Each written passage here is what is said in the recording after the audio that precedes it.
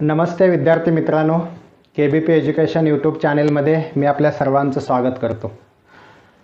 चालू घडामोडीमधला एक भाग आपण बघितला, समान नागरी कायदा युनिफॉर्म सिव्हिल कोड. याच्यानंतरचा भाग 2 मागच्या व्हिडिओपासूनच्या पुढं कंटिन्यू आपण करत आहोत भाग 2 मध्ये.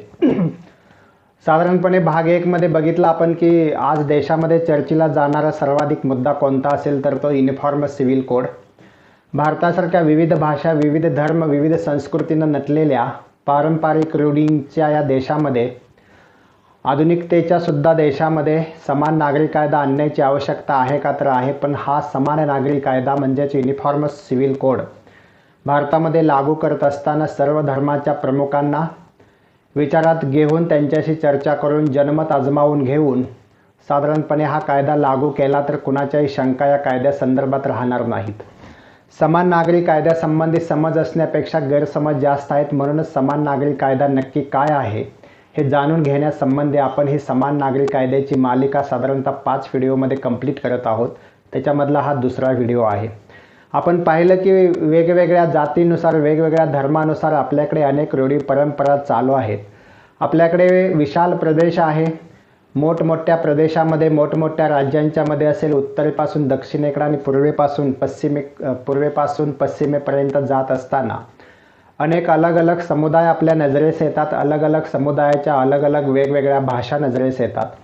वेगवेगळ्या रूढी परंपरा, कुटुंब व्यवस्था. काही ठिकाणी आपण मेघालय, केरळसारख्या राज्यांमध्ये गेलो तर मातृसत्ताक पद्धती आढळते. काही राज्यांमध्ये आपण बहुतांश उत्तर भारतामध्ये बघितलं, महाराष्ट्रामध्ये बघितलं, गुजरातमध्ये बघितलं तर आपल्याला पितृसत्ताक पद्धती आढळते. आणि याच्यातूनच मग फॅमिली मॅटरशी संबंधित जास्तीत जास्त समान नागरी कायदा असल्यामुळे सिव्हिल क्रिमिनल मॅटरशी सुद्धा हा समान नागरी कायदा डिपेंड आहे. म्हणजेच इतक्या मोठ्या देशामध्ये ज्याची लोकसंख्या 2011च्या जनगणनेनुसार 121 कोटीपेक्षा जास्त आहे. 2021 मध्ये आता ही लोकसंख्या किती कोटींनी वाढते हे बघणं हे रोचक ठरेल. आणि म्हणून एवढ्या मोठ्या लोकसंख्येसाठीचा, एवढ्या मोठ्या प्रदेशामध्ये समान नागरी कायदा आणणं हे अतिशय कौशल्याचं, अतिशय कुशलतेचं काम आहे.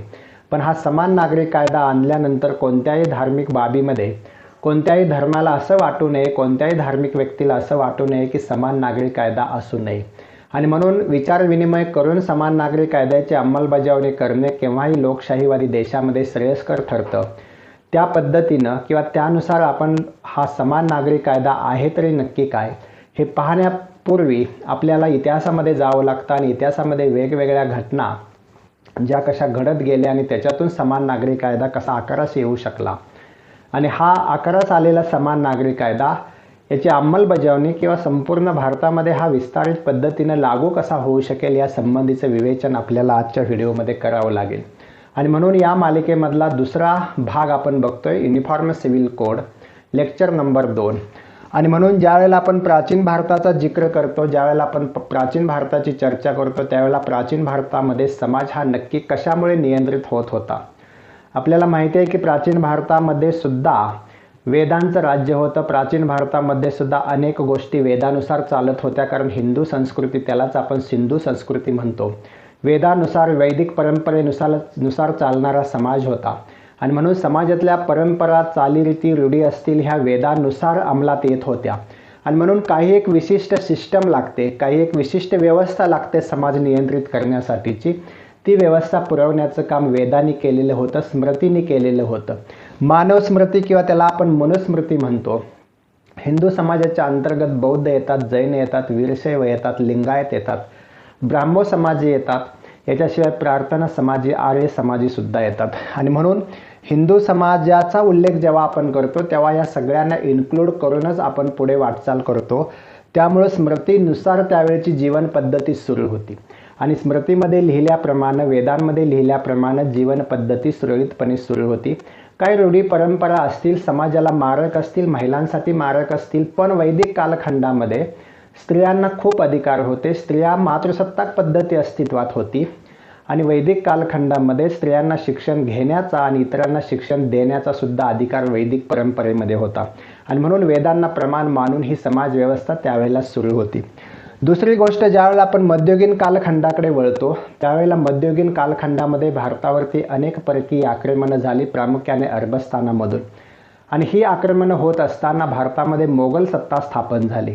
मोगल सत्ता स्थापन झाल्यानंतर अतिशय प्रदीर्घ कालखंडामध्ये मोगल सत्तेचा अतिशय ज्याला आपण जास्तीत जास्त मोठं साम्राज्य मोगल सत्तेचं कुणाच्या अंडर होतं असं जर आपण पाहिलं तर औरंगजेब हा शासक बरीच वर्ष राज्य करीत होता.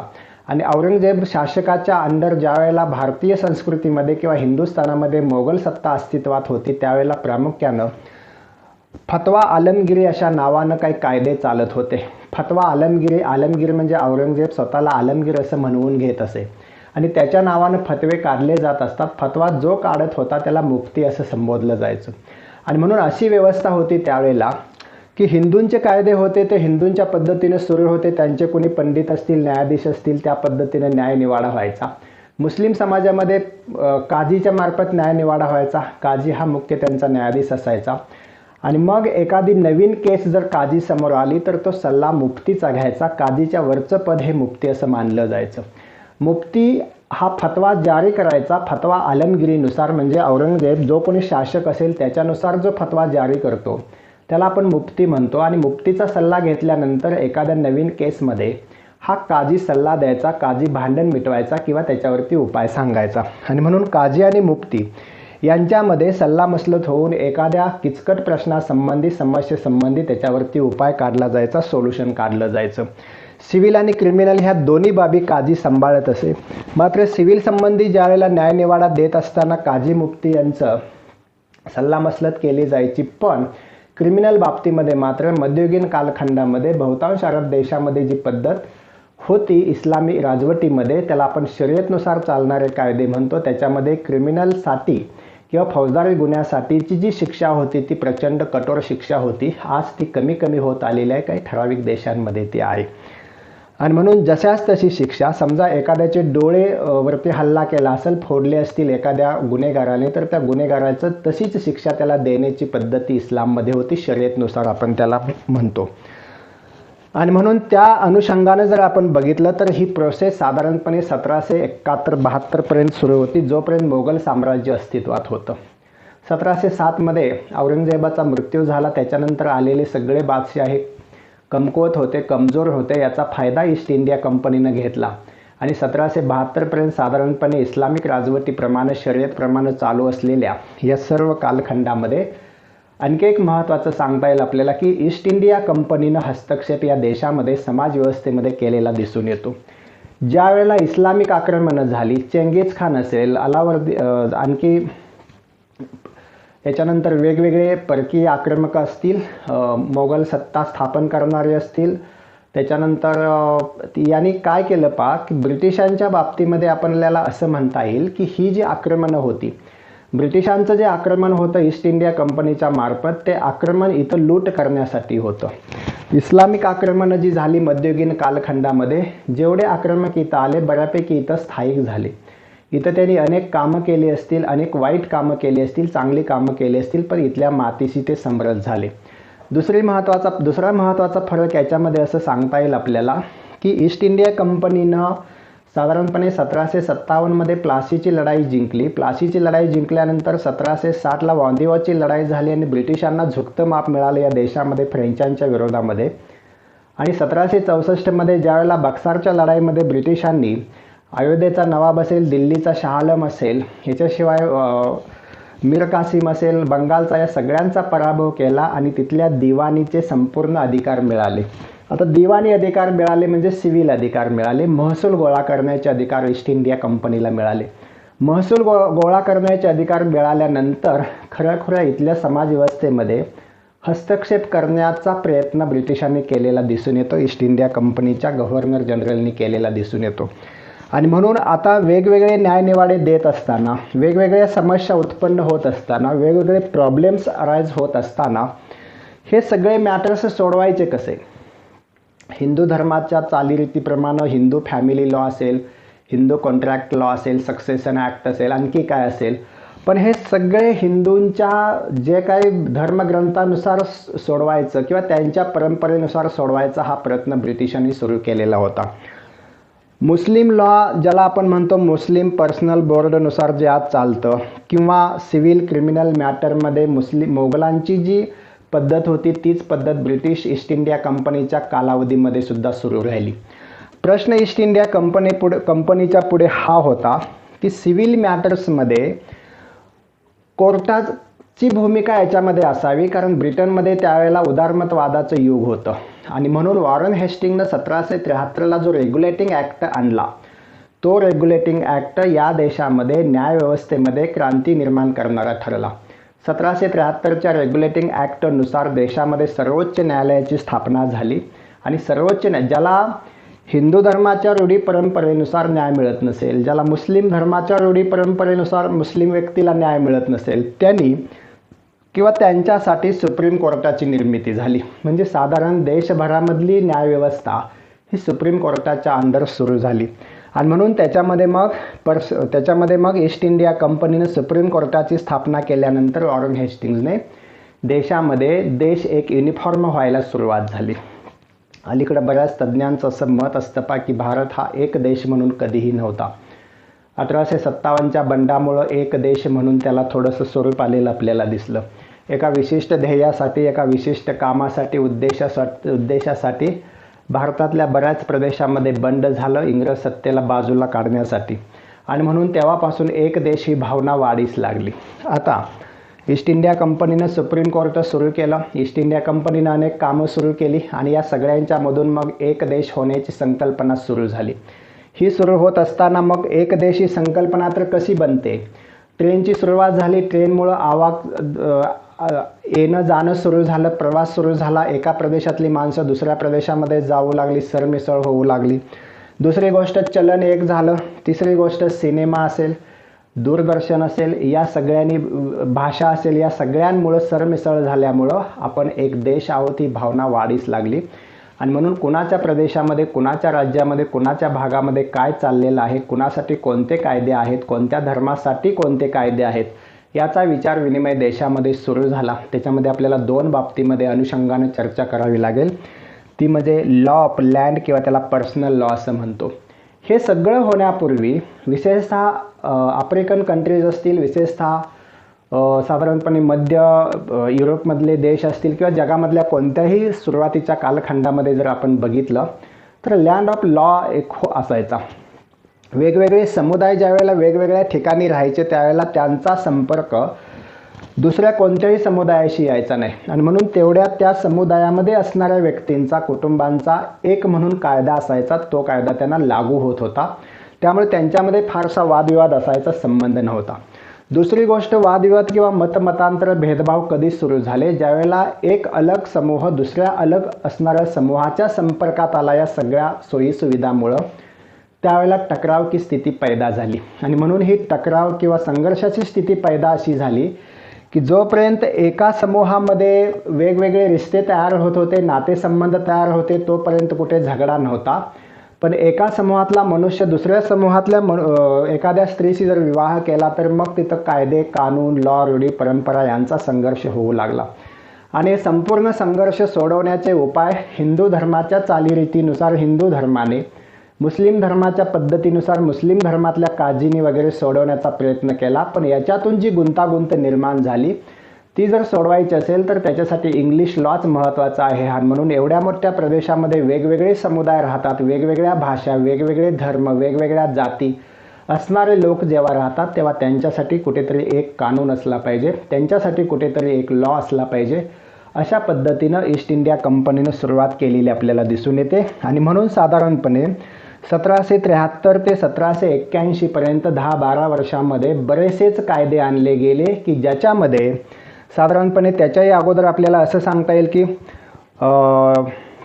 वेगवेगळे कायदे वेगवेगळ्या धर्माच्या मध्ये नाही पण सर्वांसाठी म्हणून इंग्लिश लॉच्या अंडर सगळ्यांसाठी म्हणून हे कायदे हिंदूला हिंदूंसाठी, मुस्लिम लॉ मुस्लिमांच्यासाठी, इंग्लिश लॉ सर्वांच्यासाठी असं निर्माण झालेलं आपल्याला दिसून येतो. पुढच्या 100 वर्षाच्या कालखंडामध्ये साधारण आपल्याला असं चित्र बघायला मिळतं की 1860ला पुढे IPC निर्माण झाला, 1861ला क्रिमिनल प्रोसिजर ॲक्ट सुरू झाला, एव्हिडन्स ॲक्ट पुढं 1987ला सुरू झाला. हे कायदे इंग्लिश ॲक्ट खाली किंवा इंग्लिश परंपरेनुसार सुरू झाले आणि मग खरं म्हणजे ज्याला आपण विसरण म्हणतो, घुसळण म्हणतो, मिश्रण म्हणतो, हे मिश्रण भारतीय समाजामध्ये सुरू झालेलं दिसतं. एखादी अनएक्सपेक्टेड समस्या जर उभा राहिली, अनएक्सपेक्टेड जर वाद उभा राहिला फॅमिलीमध्ये, मग तो वारसाचा वाद असेल, मग तो संपत्तीमध्ये कुणाला वाटा द्यायचा हा वाद असेल, दत्तक वारस हा वाद असेल, ह्या सगळ्या वादावरती मग इंग्लिश किंवा इंग्रजी लोक, ब्रिटिश ईस्ट इंडिया कंपनी त्याच्यावरती न्यायनिवाडे करू लागली आणि त्याला आधार ह्या इंग्लिश कायद्यांचा घेऊ लागली. तत्पूर्वी मला एक गोष्ट सांगावी लागेल की या देशामध्ये ज्यावेळेला हिंदू मुस्लिम समाज राहतो, हिंदूंची संख्या जास्त, मुस्लिमांची संख्या कमी, मायनॉरिटीमध्ये सर्वात मोठा पक्ष असलेला, मोठा धर्म असलेला हिंदुस्थानमध्ये कोणता असेल तर तो मुस्लिम धर्म. आणि म्हणून हिंदू धर्मामध्ये अनेक समाजसुधारक, उदाहरणं द्यायची झाली तर 1829ला बेंटिंगने सतीची चाल बंद केली. हिंदू धर्मामध्ये अशा अनेक परंपरा होत्या की ज्या परंपरा अगदी कुविख्यात म्हणून ओळखल्या जात होत्या, माणुसकीला काळीमा फासणाऱ्या म्हणून ओळखल्या जात होत्या. त्यापैकी सतीची चाल एक बंद करण्याचा प्रयत्न बेंटिंगने केलेला होता, कायदा केलेला होता. बालहत्या केली जायची मुलगी नको म्हणून, किंवा अवैधरित्या जन्माला आलेलं मुलगी नको माहिती होऊ नये म्हणून त्या हत्या केल्या जायचा. पुढं समाजसुधारकामध्ये, सोशल रिफॉर्मर्समध्ये महात्मा फुलेंचं जर माहिती तुम्ही बघितली तर त्याच्यामध्ये बालहत्या प्रतिबंधक गृह 1863ला फुलेंनी सुरूसुद्धा केलेलं होतं. आणि म्हणून याच्या अनुषंगानं जर विचार केला तर हिंदू धर्मामध्ये असणाऱ्या रूढी, असणाऱ्या परंपरा ज्या माणुसकीला मारक होत्या, ज्या आधुनिक विज्ञानामध्ये, आधुनिक कालखंडामध्ये टिकणाऱ्या नव्हत्या, पटणाऱ्या नव्हत्या, त्या नष्ट व्हाव्यात म्हणून हिंदू समाजामधली पुढाऱ्यांची, समाजसुधारकांची एक फळी ब्रिटिशांना मदत करू लागली, नव्हे त्यांना आग्रह करू लागली की आमच्या हिंदू धर्मामधल्या जाचक रूढी परंपरा आहेत त्या नष्ट व्हायला पाहिजे, त्यासाठी तुम्ही कायदे करा. हिंदू धर्म पुढारण्यापाठीमागचा, हिंदू धर्म प्रोग्रेसिव्ह होण्यापाठीमागं ही एक चळवळ उभा होती. आणि म्हणून अगदी राजा राम मोहन रॉय असतील, ईश्वरचंद्र विद्यासागर असतील, महात्मा फुले असतील, ब्रिटिशांशी यांनी हिंदू धर्मामधल्या वेगवेगळ्या चालीरीती, रूढी, परंपरा ज्या बालकांना, ज्या मातांना, महिलांना मारक होत्या, नुकसानकारक होत्या, त्या नष्ट करण्यासाठी या समाजसुधारकांमधल्या या शिरोमणी लोकांनी, म्हणजेच या महत्त्वाच्या लोकांनी, प्रमुख सुधारकांनी ब्रिटिशांच्या मदतीनं ही चळवळ उभा केलेली किंवा ब्रिटिशांना आग्रह केलेला आपल्याला दिसून येतो. त्याच्यामधूनच मग ज्या वेळेला बेंटिंगने सतीची चाल बंद केली, अगदी ठगांचा बंदोबस्त केला, बेंटिंगनेच बालहत्या प्रतिबंध कायदा आणला, बेंटिंगने वेगवेगळे कायदे आणले, हे डायरेक्टली हिंदूंच्या समाजव्यवस्थेमध्ये अतिक्रमण करणारे होते, तरीसुद्धा हिंदू समाजानं हे स्वीकारले. याच्या उलट परिस्थिती साधारणपणे अगदी हिंदू धर्माच्या बाबतीमध्ये बोलायचं झालं तर डलहौसीच्या कालावधीमध्ये ईश्वरचंद्र विद्यासागर यांच्या मदतीनं विधवा पुनर्विवाह कायदा झालेला होता. 1856ला, 1850ला अस्पृश्यता संबंधीचे काही कायदे झालेले होते. आणि म्हणून वेलस्ली असेल, डलहौसी असेल, या बेंटिंग असेल, या लोकांनी, वॉरेन हेस्टिंग्ज असेल, या गव्हर्नरनी काय केलेलं होतं, हिंदू धर्मामध्ये माहिती आहे त्यांना जाचक रूढी परंपरा आहेत. ईस्ट इंडिया कंपनीच्या गव्हर्नरांच्या पुढे असा एक प्रश्न निर्माण झालेला होता की हिंदू धर्म समाजामध्ये हस्तक्षेप करायचा का, मुस्लिम धर्मामध्ये सुधारणेसाठी हस्तक्षेप करायचा का, हा एक प्रश्न त्यांच्यामध्ये निर्माण होत होता. एक तर त्यांना या देशाची लूट करायची होती, दुसरी या जास्तीत जास्त वर्ष इथं सत्ता उपभोगायची होती. आणि या दोन्ही गोष्टीवरतीच जर त्यांचं साम्राज्य उभा राहत होतं तर इथल्या धर्मसंस्थेमध्ये, इथल्या धर्मव्यवस्थेमध्ये हस्तक्षेप का करावा असा प्रश्न उपस्थित होत होता. पण काही समाजसुधारकांच्या मदतीने, आग्रहाने, वेलस्ली असेल, त्याच्यानंतर डलहौसी असेल, बेंटिंग असेल, हेस्टिंग्ज असेल, या सर्वांनी हिंदू धर्मातल्या पुढाऱ्यांच्या, समाजसुधारकांच्या मदतीनं काही सुधारणा राबवण्याचा प्रयत्न केलेला आपल्याला दिसून येतो. अतिशय जाचक, अतिशय कुप्रथा असलेल्या हिंदू समाजामध्ये या कुप्रथा बाजूला व्हाव्यात, बंद व्हाव्यात म्हणून कायदे करण्यासाठी इंग्रजांना आग्रह करण्यात आला आणि त्याच्यामधूनच हिंदुस्थानमध्ये, हिंदूंच्यामध्ये सुधारणा होऊ लागल्या. याच्या उलट परिस्थिती मुस्लिमांच्यात होती. 1857चं बंड झालं त्यावेळेला जास्तीत जास्त राग इंग्रजांचा मुस्लिमांच्यावरती होता. एकमेव बंड होतं, हिंदू मुस्लिम खांद्याला खांदा लावून लढले होते आणि त्याचा फटकाही इंग्रजांना बऱ्यापैकी बसलेला होता. आणि फोडा आणि झोडा, राज्य करा, डिव्हाइड अँड रूल ही नीती वापरत असताना एका बाजूला ब्रिटिशांनी हिंदू समाजामध्ये, हिंदू समाजसुधारकांच्या मदतीने प्रोग्रेसिव्ह पद्धतीने समाज सुधारणा करायला सुरुवात केली, पण त्याने मुस्लिम समाजामध्ये फारसा हस्तक्षेप केला नाही. मुस्लिम समाजाच्या बाबतीमध्ये ते चूप राहिले. याचं कारण असं की मुस्लिम समाजामधल्या काही रूढी, चाली, परंपरा, अर्थात आपण बघतो, चर्चा करतो, ट्रिपल तलाकची पद्धत असेल, हलालाची पद्धत असेल, वेगवेगळ्या अनेक रूढी परंपरा असतील ज्या महिलांना मारक ठरतील, ज्या बालकांना मारक ठरतील, ज्या समाज व्यवस्थेला मारक ठरत असतील, अशा परंपरा, वाईट परंपरा मुस्लिम समाजामध्ये सुद्धा होत्या, जशा हिंदूंच्यामध्ये होत्या तशा. आणि म्हणून ह्या दूर करण्यासाठी मुस्लिम समाजामधून कुणी फारसा प्रयत्न केलेला आपल्याला दिसत नाही. जर झाला असेल तर तो अगदीच कमी प्रयत्न झालेला दिसून येतो. आणि म्हणून शक्यतो नाहीच. म्हणून आजसुद्धा ज्या वेळेला आपण 21व्या शतकामध्ये आहोत तेव्हासुद्धा इथल्या मुस्लिम महिलांना सुद्धा मागणी करावी लागते ट्रिपल तलाकवरती बंदी आणण्याची, हलाला बंद करण्याची. मग तेव्हा परिस्थिती कशी असेल? सांगायचा उद्देश हा की ब्रिटिशांनी सुद्धा मुस्लिम समाजामध्ये असंतोषाचं वारं जास्त व्हायला नको. जोपर्यंत मुस्लिम समाजामधून काही मागणी येत नाही समाज सुधारण्याची, तोपर्यंत आपण त्याच्यामध्ये हस्तक्षेप करणं योग्य नाही असं समजून बऱ्याच ईस्ट इंडिया कंपनीच्या अधिकाऱ्यांनी त्यांच्यामध्ये हस्तक्षेप करणं टाळलं. आणि याचा परिणाम असा झाला की मुस्लिम समाज हा हळूहळू आपल्या रूढी परंपराशी घट्ट चिटकून बसला आणि संकुचित झालेला आपल्याला दिसून येतो. प्रोग्रेसिव्ह विज्ञानवादी वारं या समाजामध्ये फारसं वाहत असलेलं आपल्याला दिसून येत नाही. आणि म्हणून एक देश आकाराला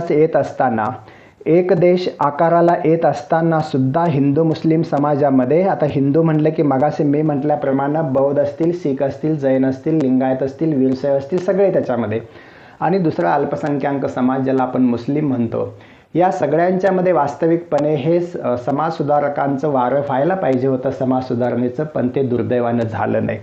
आणि म्हणून ज्या वेळेला पुढं ही वाटचाल अगदी CPCची सुरुवात 1908ला झाली, पण त्याच्या अगोदर IPC, CRPC, एव्हिडन्स ॲक्टनुसार शिक्षा द्यायला ज्यावेळेला क्रिमिनल सेक्शनमध्ये सुरू झाली, त्यावेळेला मात्र हा देश एक असल्याची भावना प्रबळपणे यांच्यामध्ये निर्माण झालेली आपल्याला दिसून येते.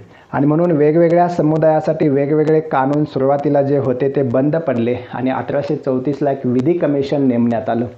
हे विधी कमिशन नेमल्यानंतर ब्रिटनहून एक खास माणूस आला त्याच्यासाठीचा, आणि त्याच्या अध्यक्षतेखाली विधी कमिशन नेमलं आणि त्याने अनेक सुधारणा सुचवल्या. त्यानुसार साधारणपणे या देशामध्ये वेगवेगळ्या धर्मासंबंधीचे जे कायदे काय असावेत, त्या कायद्यांची रूपरेषा काय असावी, अशा पद्धतीनं थोडासा विचारविनिमय व्हायला सुरुवात झाली.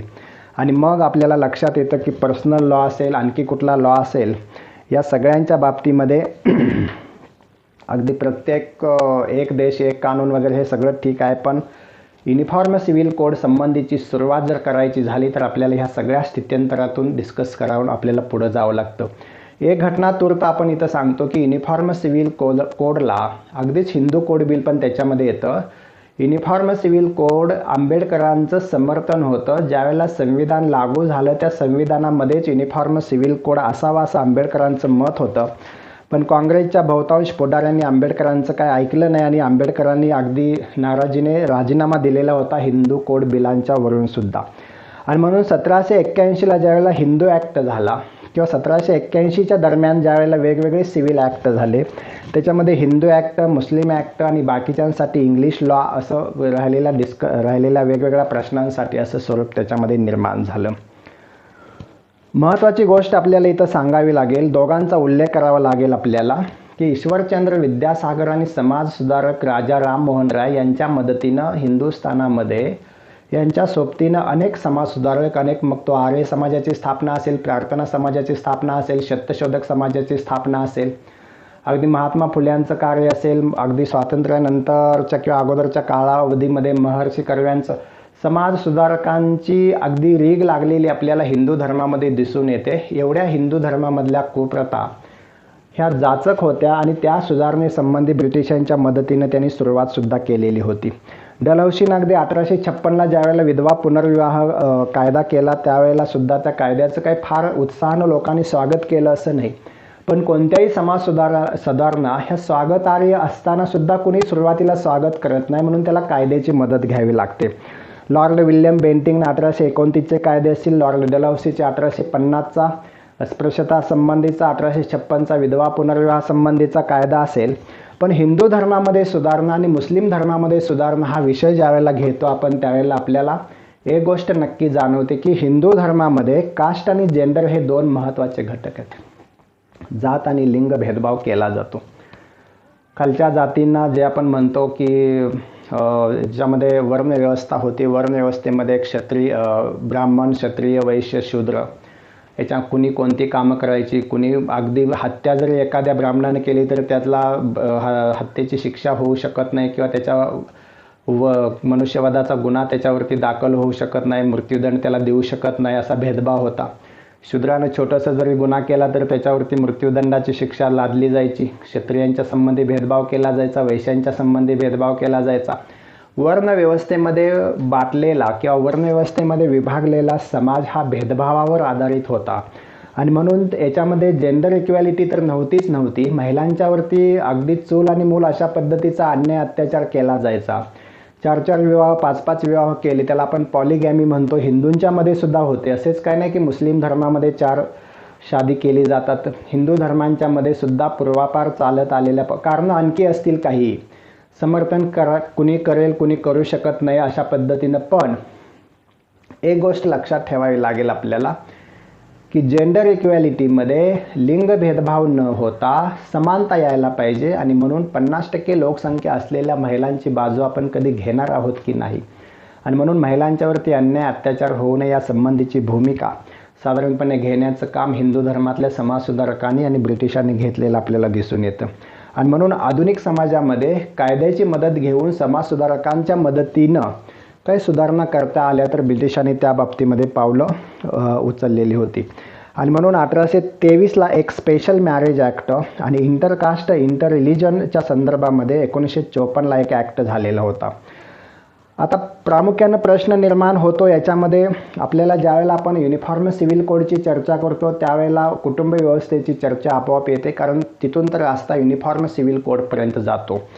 आणि म्हणून एज ऑफ मॅरेज किंवा लग्नाचं वय हा एक मुद्दा तिथं उपस्थित होतो वेगवेगळ्या धर्माच्या संबंधीमध्ये. पहिलं माहिती आहे तुम्हाला, हिंदू धर्मामध्ये अगदी लहान वयामध्येच लग्न ठरवली जात होती. सुरुवातीला कसं की जरट विवाह वगैरे अशा काही कल्पना होत्या त्याच्यामध्ये. आणि म्हणून एज ऑफ मॅरेज साधारणपणे 1891ला हे 12 वर्ष ठरवलेलं होतं. 1829ला त्यासंबंधी शारदा ॲक्टसुद्धा आलेला होता आणि 18 आणि 14 वय त्यावेळेला ठरवलेलं होतं. 1978ला मोरारजी देसाई ज्यावेळेला या देशाचे पंतप्रधान होते त्यावेळेला 21 आणि 18 अशी वय त्यावेळेला डिसाईड केलेली होती. तर एज ऑफ मॅरेज हा एक मुद्दा अतिशय चर्चेत होता, कारण कुठल्याही फॅमिली लॉमध्ये, कुटुंब व्यवस्थेमध्ये एज ऑफ मॅरेज हे मुलींचं वय अतिशय कमी सुरुवातीला होतं आणि म्हणून अगदी पाळण्यात लग्न ठरवली जात होती. अशा वेळेला 35, 40, 50 वयाचा वर आणि वधू 4, 5, 11, 12, 15 वर्षाची असायची. आणि म्हणून साधारणपणे असं लक्षात येतं आपल्या की 50-55 वर्षाचा जर वर असेल तर तो किती वर्ष आणखी जगू शकतो. 15-20 वर्ष तो नंतर जगला तरी मग त्याच्या ज्या 4-5 विवाह झालेले असायचे, जरट कुमारी विवाह वगैरे, तर अशामध्ये त्या महिलांना विधवा म्हणून मानलं जायचं, गणलं जायचं. त्याच्यात पुन्हा पुनर्विवाहाची पद्धत नव्हती आणि म्हणून अशा पद्धतीनं जर तो मेला किंवा काही झालं, मृत्यू झाला त्याचा, तर सती प्रथा त्याच्यामध्ये होती आणखी. मग या सगळ्या महिलांनी, त्याच्या बायकांनी त्या चितेवरती उड्या घेऊन मरण पत्करायचं. अतिशय मनाला विषण्ण करणाऱ्या घटना. अगदी 1986-87ला सुद्धा राजस्थानमध्ये रूपकुंवरच्या बाबतीमध्ये अशी एक घटना झालेली होती. आणि म्हणून समाज व्यवस्थेमध्ये बदलाव करायचा असेल तर कायदे कितीही कठोर असले तरी माणसाचं मतपरिवर्तन व्हायला पाहिजे, मनपरिवर्तन व्हायला पाहिजे आणि त्याला कायद्याची जोड द्यायला पाहिजे. आणि म्हणून कायद्यानं खूपच कठोर शिक्षा डिक्लेअर केली म्हणजे समाज सुधारणा होतात किंवा कायदे अंमलात येतात असं नाही, तर दोन्ही पातळ्यांवरती प्रयत्न व्हावे लागतात. आणि म्हणून समाज सुधारकांची भूमिका अतिशय महत्त्वाची, ब्रिटिशांनी केलेल्या कायद्यांना अतिशय सपोर्टिव्ह ठरलेली आपल्याला दिसून येते. आणि म्हणून 21 वय आणि 18 वर्ष वय मुलींसाठी, 21 मुलांसाठी हे लग्नाचं अलीकडचं वय, आपण त्याच्यामध्ये पण पुन्हा बदल वाढवण्याचं काही शासनाचं चर्चा दिसते त्याच्यामध्ये.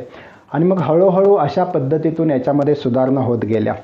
दुसरा मुद्दा एक महत्त्वाचा येतो की महिलांना संपत्तीत वाटा आज हिंदू धर्माचा जर विचार केला आपण तर कागदोपत्रिक असे ना, महिलांना 2005चा जो ॲक्ट आहे, महिला विवाहित असो वा नसो, महिलांना आपल्या पित्याच्या संपत्तीमध्ये, कुटुंबामध्ये हा तिचा हिस्सा, वाटा तिला मिळायला हवा अशा पद्धतीचा कायदा आहे. आणि याच्यामध्ये महत्त्वाचं म्हणजे कसं की ज्यावेळेला 1874ला एक ॲक्ट झाला MWPR ॲक्ट असं म्हणतो आपण, त्याला स्त्रीधन असंही म्हटलं जातं. 1929ला एक रिमूव्हल अँड डिसॅबिलिटी ॲक्ट झाला. 1937ला देशमुख ॲक्ट एक आलेला होता. 1937ला हिस्सा साधारणपणे द्यायचं अशा पद्धतीचं साधारण ब्रिटिशांच्या कालावधीमध्ये ठरलेलं होतं. हे सगळे कायदे झाले असले तरी आजही हिंदू धर्मामध्ये अविवाहित मुलींना आणि विवाहित मुलींना सुद्धा पित्याच्या संपत्तीमध्ये, माहेरच्या संपत्तीमध्ये वाटा मिळायला हवा असा कायदा आहे. पण आज किती मिळतो किंवा किती द्यायला तयार होतात, त्याच्यामधून किती पळवाटा मग निश्चित केल्या जातात, या सगळ्यांवरती महाभारत झालेलं होतं हिंदू कोड बिलासंबंधी. ते आपण पुढे बघणार आहोत. पण साधारणपणे महिलांचा स्त्रीधनावरती अधिकार हा सिद्ध झालेला होता, कायद्याने सिद्ध झालेला होता. आणि म्हणून आपल्याला असं सांगता येईल याच्यामध्ये की महिलांना संपत्तीत वाटा असेल. त्याच्यानंतर वारस हक्कामध्ये महिलांचं नाव असेल तर त्या नावासंबंधीचा महत्त्वाचा मुद्दा पण तिथं आपल्याला घ्यायला लागतो.